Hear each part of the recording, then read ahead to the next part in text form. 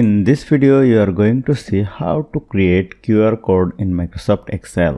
Let's get started. To make the QR code, we need to activate the Developer tab. If you don't have, go to File, go to Option, go to Customize Ribbon and check on the Developer option and click on OK. Then it will be activated.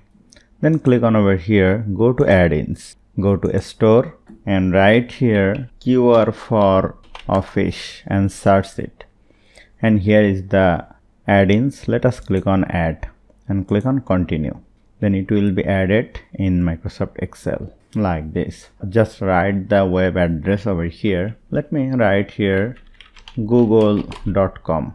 And here's the preview. You can change the color. Let us choose this color. Then color will be changed. If you increase or decrease the size, you can choose also the background color. This one, white is good for me.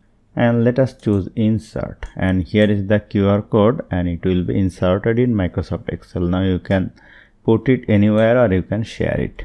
So hope you found this video helpful. If you like this video, please share this video with your friends and family and don't forget to subscribe. Thank you.